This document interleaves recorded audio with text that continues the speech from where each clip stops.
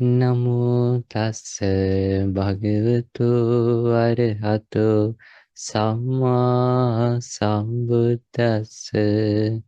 My homage to the Blessed One, the Worthy One, the Supremely Enlightened One. Sadhu, sadhu, sadhu. Okay, let's make a summary. So we are learning on the four foundations of the mindfulness. So the four foundation of the mindfulness means the exact direct path to cessation of all the sufferings and pains in our lives. So when we practice this path, there are four places where we can place our mindfulness. One is body, seeing body as body, seeing feeling as second, the feelings, seeing feelings as feelings. The third, the mind, which is what we are going to learn today, seeing mind as the mind. Fourth, mind conditions, seeing that the mind phenomena as those mind conditions. What it leads is, it leads us to have a exact understanding what we should have in our life to not to create sufferings due to the attachments.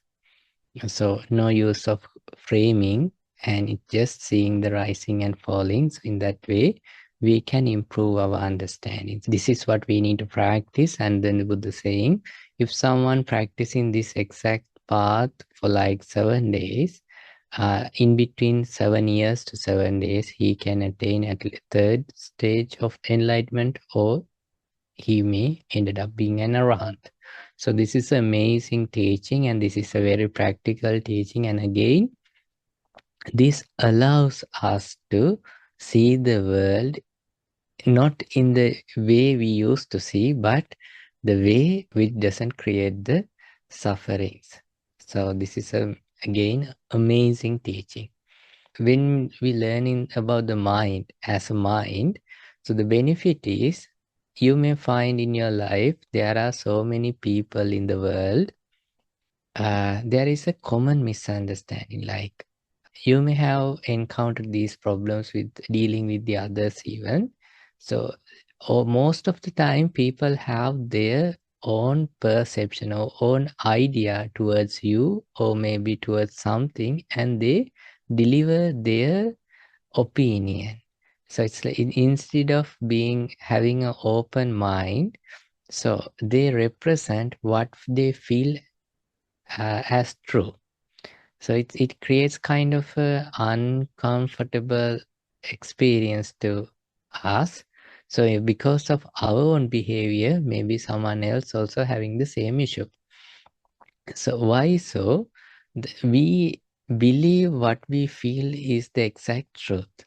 But in reality, our mind arise due to the reasons. As an example, I think that each and every one of us has a limited data in our mind, which our mind acquired or accumulated from the surroundings. From that limited data, and we all have our own thought patterns, which creates our point of views. So having limited amount of data and our point of view, adding to that, we add our own point of view, or our mind narrations, which we used to think this is the way. That narrations are shaped from our surroundings, from our culture, from our education level. So different things. So those are influenced.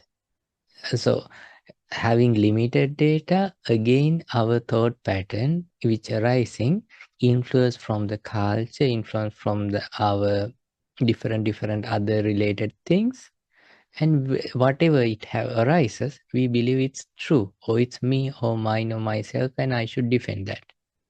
So that's a kind of a disaster one can experience in their life.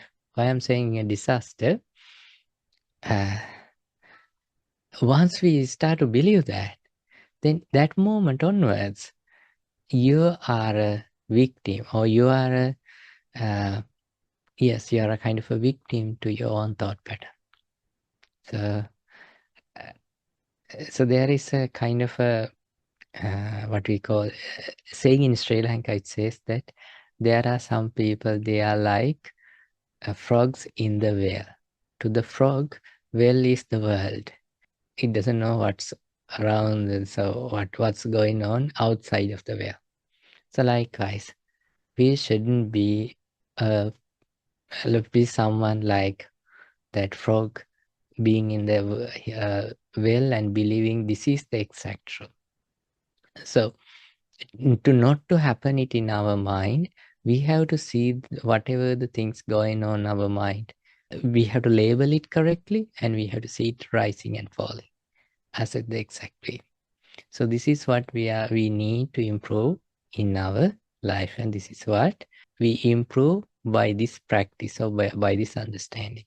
So before we dive into the sutta, do you have any questions what I just gave you as an introduction? Feel free to ask, because this is a very open class. So you all can talk, and it's free. If you couldn't understand, it's totally fine, and you can still ask. Does it mean that all this conditioning, like education, so it need to be changed, or what's the goal? We don't want to change anything, because no matter how much amount of data we gather from the world, still it's a limited or conditioned data. No matter whatever the thought pattern we have in our mind, it's a thought pattern arising due to reasons that fall apart. What we need is understand this is a conditioned thought pattern. I see the way I see, and it's also conditions and rising and falling. So in that way, nothing to frame as me or mine or myself. In each and every thought, even before it arises or even after it arises, even it's staying, and if you feel false, freedom is the only thing what we should have in our life. Yeah, it's all about the freedom. Right. Yes, let's dive into the sutta. In the sutta, I extracted the main words which may need to describe a little bit.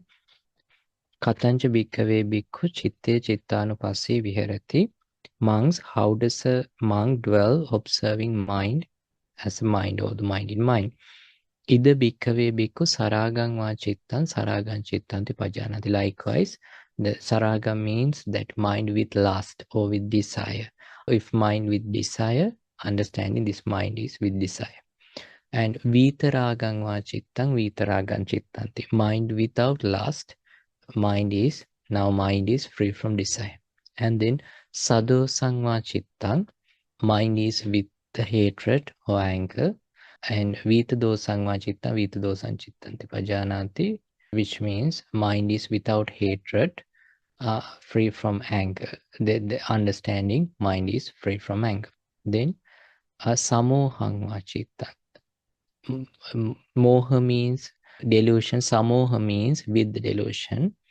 So mind with the delusion, understanding mind with the delusion. Vita mohang va chittan, vita mohan chittanti pajanati, mind without the delusion. And sankittang va chittan, that means sankittang means contracted, dull, withdrawn. That means that sleepiness. Understanding mind is sankitta.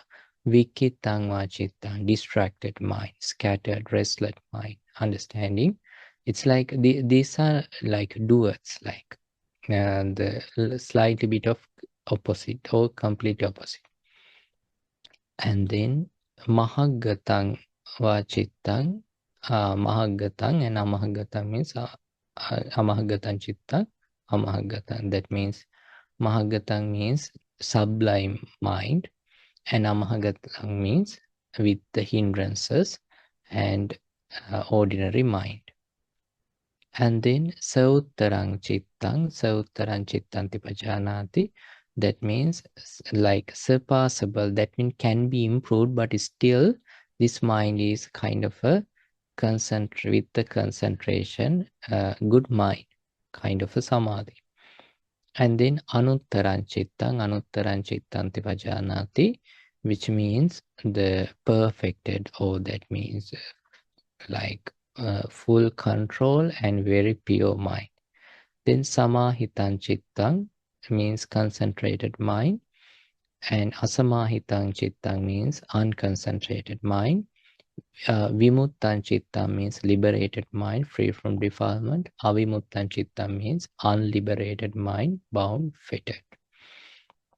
So the first three we can easily understand. The first six actually, saragang, or that means with lust, without lust, with hatred, without hatred, and with delusion, without delusion, we can easily understand. And then sankitang also we can easily understand, which means that the sleepiness, dullness. Vikitang means that the fourth hindrance, that distracted.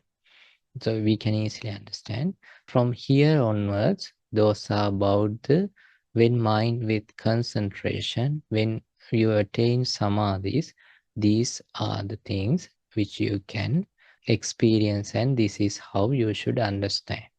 So these are the things in the mind.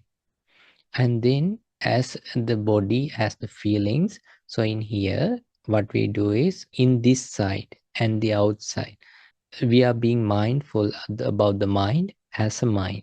Iti ajjattanga chitte chittanupasse viharati. In this side, being mindful of the mind as mind, bahiddhava chitte chittanupasse viharati. Ajjat bahiddhava chitte chittanupasse viharati. Here, outside, in the both side, understanding mind as mind.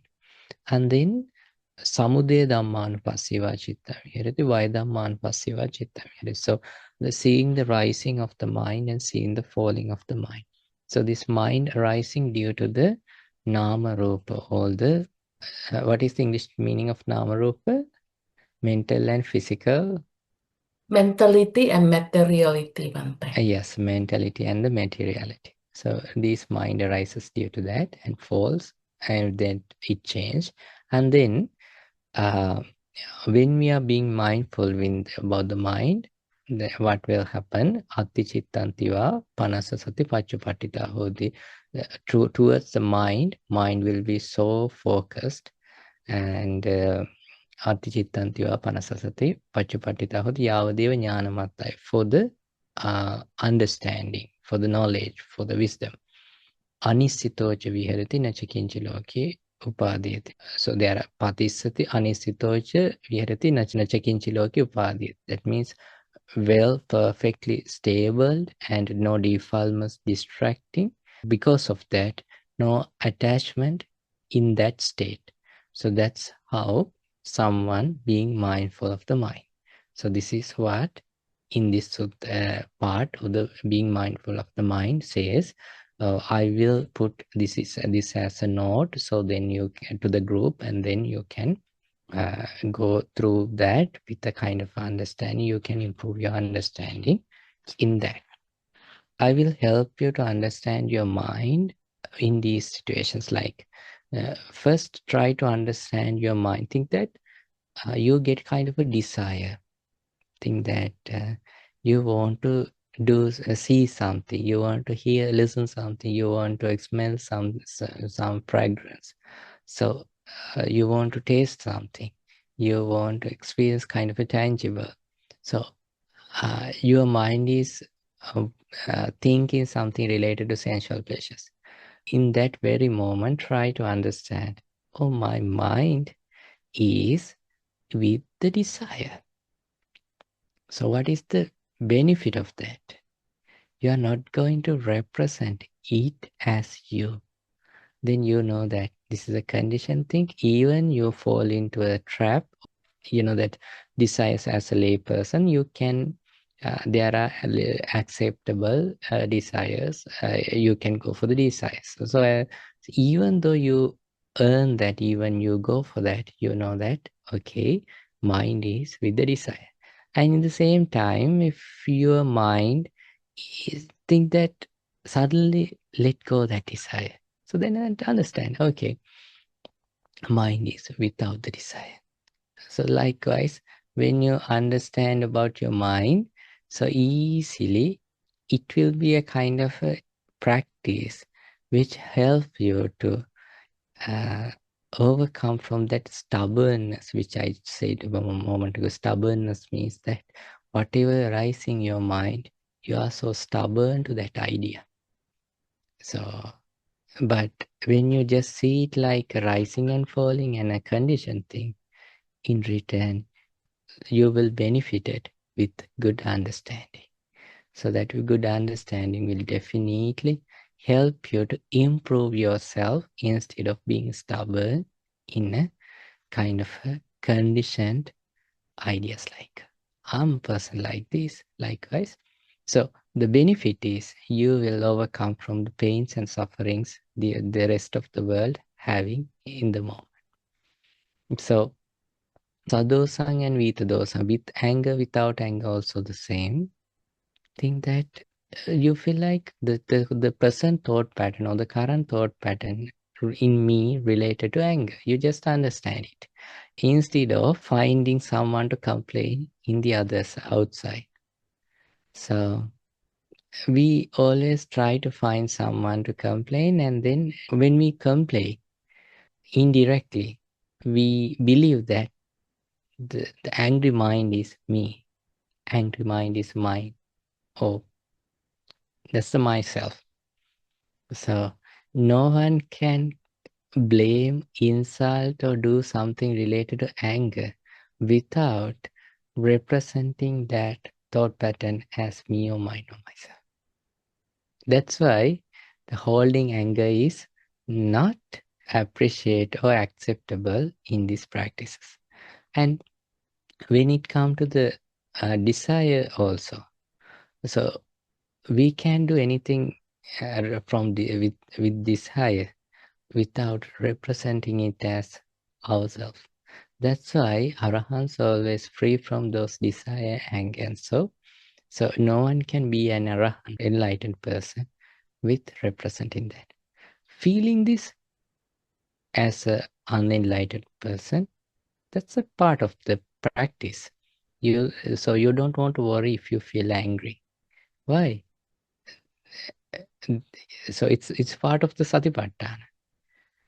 And the Samohang and Amohang also the likewise. So that's difficult to understand. Am I with the delusion? Am I without the delusion? So delusion has that, and the idea of permanent, idea of that certainty, and then the idea of self, and idea of like seeing these things as like we call subha, like perfect, like finding way to attach to this world.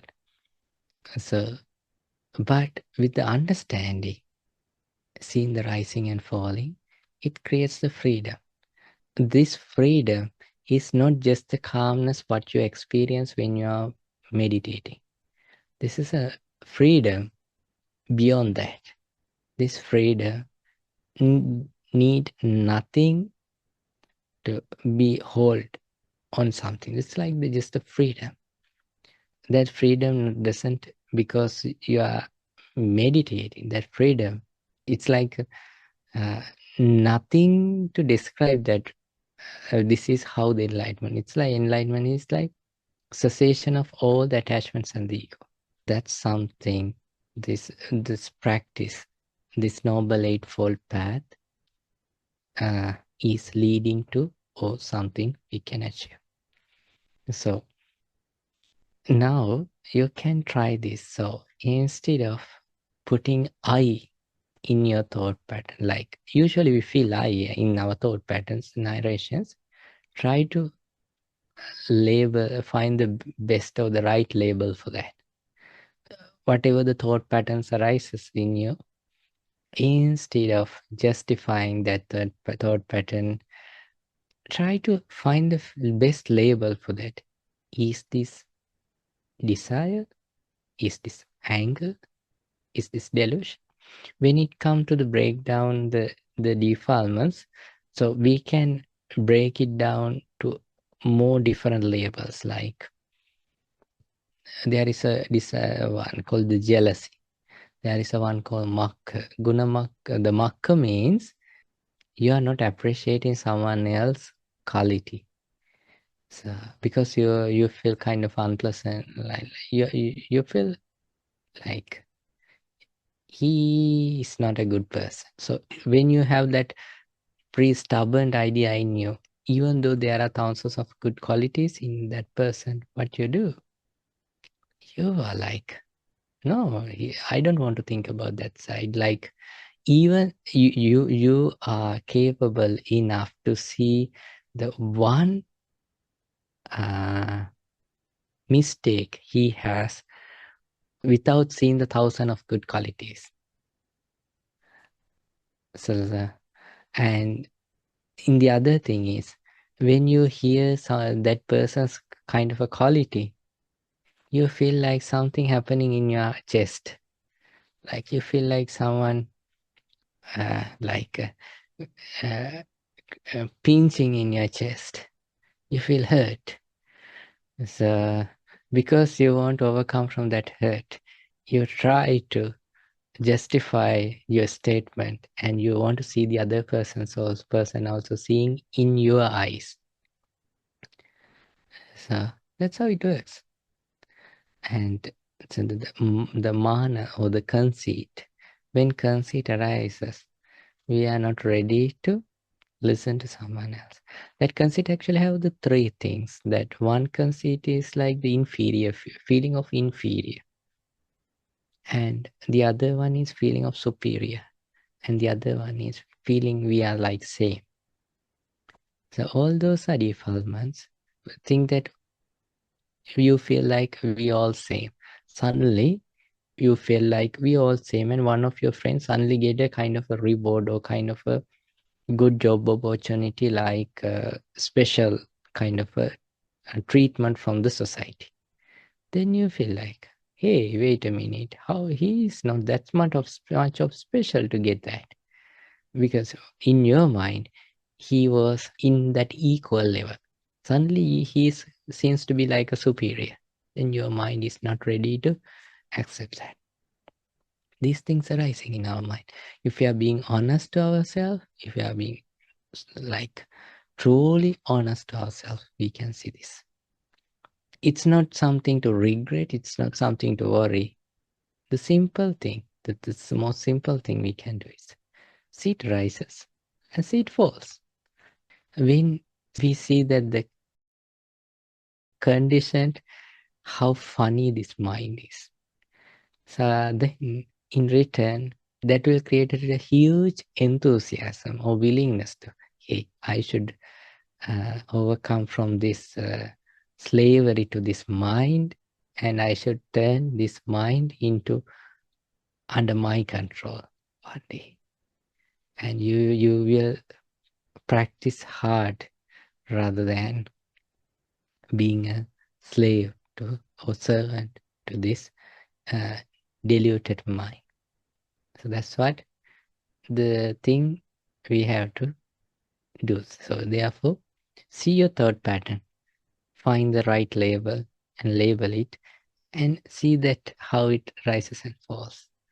And do not justify any default. And do not identify you even from your quality. It's also dangerous.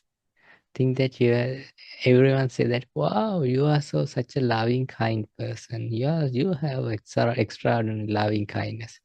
You are among the people I have the most kindness to kind-hearted people what I have seen in the world. Then what will happen?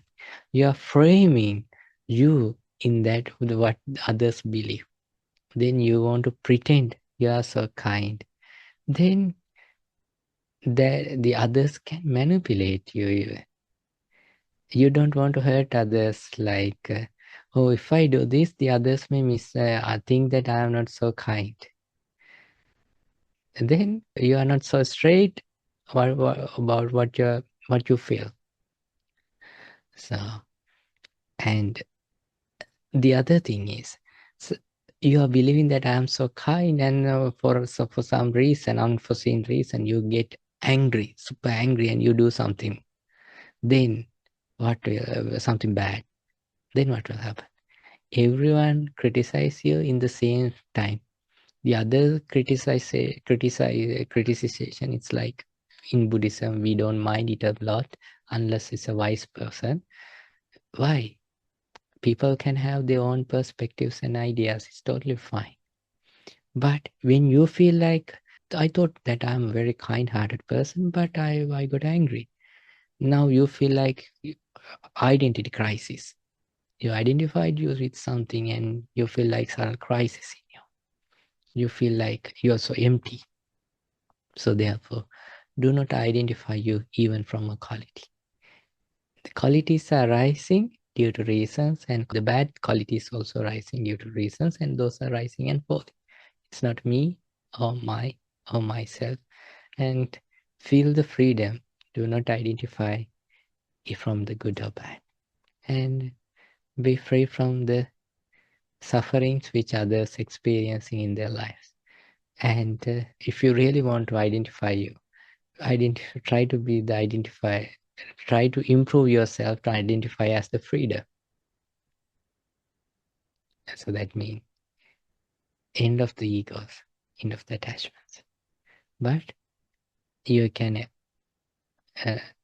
have the connection with the materialistic thing. It's okay. It's totally fine, acceptable. So think that you are using your phone with gray, like carefully, and you are not letting something bad to happen to it, but the rest of the world may think, or to your vehicle, oh, he's so attached. In that way, we can measure the attachment. So if you can remember that the Bandula Mallika is the lady of when Buddha was alive. The king's army commander was the Bandula. His wife is the Mallika, and the Bandula had 32 sons, and all of them are working for the army. And king was kind of a he had kind of a suspicious mind, since he is the army commander and his 32 sons also working under the army, and if he wants, he can kill me and take over this kingdom. So he wanted to kill all of them before him. So what he did was he arranged a fake, like he said that there is a kind of a unrest developing in a rural area. Go with your sons and create the peace and calm. And then but actually he wanted to kill everyone. When he succeeded in that, that message came to the Bandul, the Mallika, to the wife, while she was offering alms to the monks. You all offer alms to the monks, and you know that how you do that. So that Arahant Sariputta and the monks were there, and while she's offering alms, that message came, and she read it and put it in her pocket, and she is just offering alms. So at that very moment, one of servant by mistake accidentally maybe step onto something and fall with the delicious gravy curry with made out of ghee. So she was kind of unpleasant what was happened, and she just stared at the servant. And at that very moment, Arahant Sariputta, he is a very kind-hearted monk, or enlightened monk. He said to the Malika, Bijjati Dhammo Binjati, whatever in this world are conditioned, which has the nature of being broken, will definitely being broken. So you don't want to worry about that. If it is born to being broken, then it will definitely be broken. Then Bandula Malika replied, so Obante, what's that grave? It's nothing. See the message which I received. That message says that his husband and all the sons will die. But she was super calm and she was ready to accept it. That doesn't mean that she couldn't be happily with his family, with husband and all the 32 sons. So being with them with understanding the reality. See, she was in the third stage of the enlightenment. So that's why she was ready to experience that with understanding. So that's what we need in our lives. So what you have learned from these teachings, you don't get it as a title, you don't get it as a kind of a certification, like certified, Bhante came certified you like this. You don't get such a thing, but that certification comes from your own life experience. If you are at least slightly different in when you experience things in your life, when you reacting, so that's the certification. So that certification is much, much, much better than just a piece of paper. Piece of paper is nothing, just a show. And but that understanding, it will shape up your whole life. Oh, thank you, Bante. In the beginning, when you were starting the class, you were mentioning how, like, I did a class on like they had this DEI training, and they taught like social programming, how we all are since the time we're born, like we're kind of just by like where we live and things, we gain these like biases. I guess like these implicit, they call it implicit bias. So it's like we look at things and we have our certain perspective of it. So I think it's like it's kind of similar to what you were saying in the beginning, is like we see the world the way we see it, kind of based on our experiences. So, like if I grew up in this area, I would be a certain Reds Commanders fan, right? A Redskins Commanders fan. But because that's what I knew growing up, and everyone around me was like, oh, you're this kind of fan. I mean, it can go deeper than that, but I don't know. Kind of think like that's kind of what you were saying in the beginning. Yeah, so other than that, we have that the things related to karma. So that our consciousness and everything, there is a huge hidden blueprint which brought from our samsara journey. So it has that influence also, and then the influence which comes from the our surroundings. And so to me, it's like the most easiest way to describe that is, since you're all familiar with the AI, it's like the ChatGPT prompt.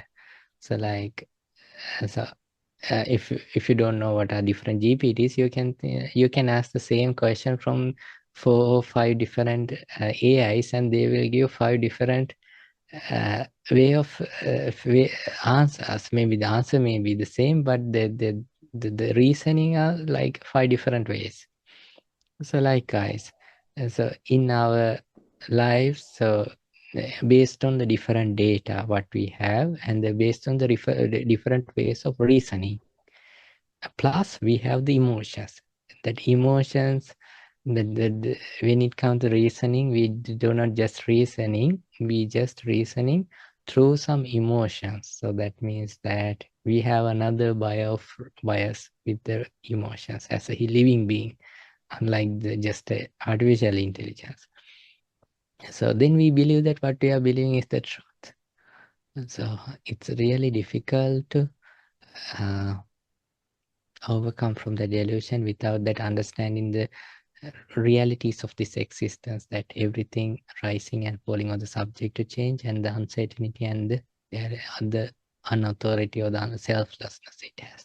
So once we understand that, once we open our heart to that reality, then we can see the things as it is. You know what? When learning this, one day a Brahmin came to Buddha and saying, I do not attach to any sort of a point of view. Any sort of a point of view. Then it seems like he's a good person, right? Then Buddha said, but you have attached to that I have not attached to anything. That's what you have attached. That's Yes. how our mind create delusions. Mhm. Thank you, Bhante. Yeah.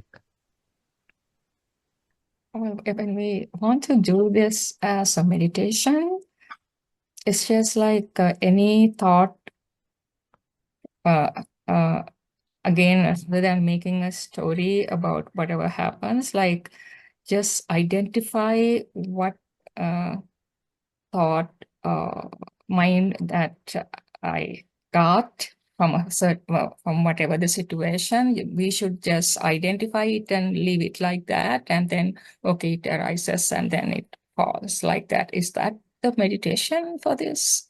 Yeah, the meditation is understand what's your mind and just seeing it as a mind and in your side and in the other people's side and seeing the rising and falling, that understanding the, what are the materialistic and the mentality and the materiality thing or the nama rupa related to that, and seeing that this is here due to this reason and this won't, if it is not there, this won't be here. And in that way creating a freedom which lead to the non-attachment. So we do have to think about the reasons. Yeah, see the exact reason to that mind, not to that our point of like think that someone said something behind you and like you are not believing that story and going through that, you see that I feel angry because this perception, the nama rupa means that the past, the contact in there, the feeling, vedana, the perception, and then the volition, and then the manasikara, or that the focus to that. And with that, the four elements, the rupa, the four. This is how this mind arises, and when this nama rupa is not there, this fall apart. So, but it's not kind of a like we don't have the authority to like cut off. Okay, I see this, and now please cut off this mind and turn it to something else. It doesn't work like that. So that cut off happens when that energy reduces. That it has its own energy. Why? That energy comes with the fetters which we used to think throughout our lives, maybe throughout our samsara. So when that anger, some sort of a thought pattern arises, if that energy is so powerful for that, it's like a flooding. So you are just seeing how this flooding arises, and then in that way you are not giving much energy in this moment, but you have that energy which created in your previous moments. And then when you are like creating the completely opposite neural pattern, it will little by little improve, and then there will be a day that you get the control over your mind instead of just seeing what's going on in your mind. When you have the authority to, that means at that moment you can just, whenever you are that sort of a thought pattern arises, you can just forget it and bring your mind to a pre-developed kind of a samadhi or concentration and stable there and overcome from that problem. Okay, thank you, Bhante. Oh, sorry, Bhante. Bhante, just one question. I guess I am a little bit confused with this term mind, contemplation of the mind. Now, when we say contemplation of the mind, that word mind, does it mean our thoughts, or does it mean our, like, my confusion, Bhante, is because recently I read the Satipatthana Samyutta, and there's one sutta says like for the contemplation of the body, the proximate cause was the ahara, and then it came to the mind. The mind would be nama rupa. Now the terms mind there, Bhante, I think I get confused with the six sense faculties there, Bhante, because in the six sense faculties we have eye and sights and so on, and then mind and thoughts, Bhante. And that mind, the proximate cause for that mind will be the nama rupa, Bhante. But then when we come to the Satipatthana, contemplation of the mind, will that turn into like contemplation of thoughts, Bhante, or mental states? Yeah, actually, that's a very good question. That's where this learning with the Pali, the Buddha's language, more effective. In the six sense faculties, mind means the manang, and in here, chitta.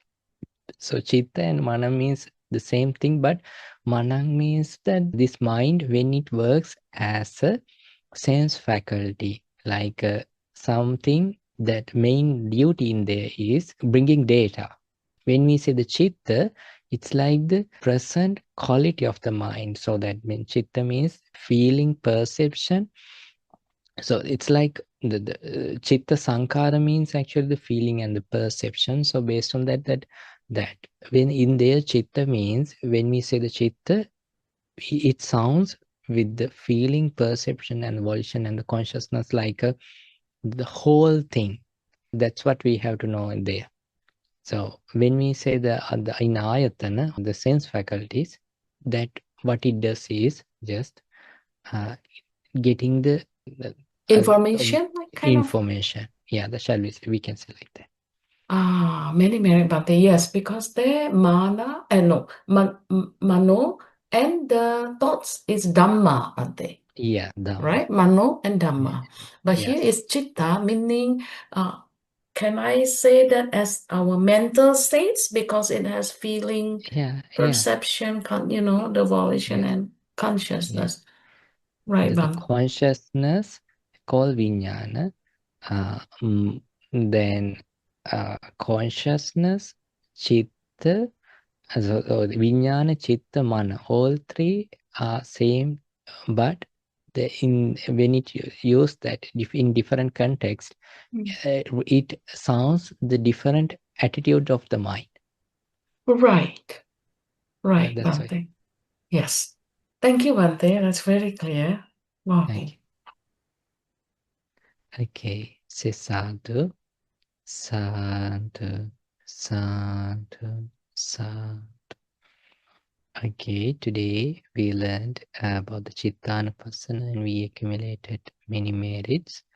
So let's share all these blessings with all the divinely powers, and if there are any private guardian to you, may they rejoice the merits we acquired today. And let's share with all these merits with all the past relatives and friends of you and everyone. And let's share all these merits with our teacher, Pinat Lokaswaminas, and all the monastic monks, and with our wonderful volunteers, and with all of you who learned and practice these teachings. May you be well, may you be happy, may your all good wishes come true, and may you all able to understand the Four Noble Truths in this Gautama Buddha's dispensation. Sadhu, sadhu, sadhu. Avasaran Bhante, many merit for a beautiful teaching, Bhante, and please allow us to share merit with Bhante and ask for forgiveness. Bhante, if Bhante can guide us through this sharing merit, many merit. Okay, say after me. Okasa Vandami Bhante. Okasa Vandami Bhante. Maya Katam Punyang. Maya Katang Punyang. Samina Anumoditabang. Samina Anumoditabang. Samina Katam Punyang. Samina Katang Punyang.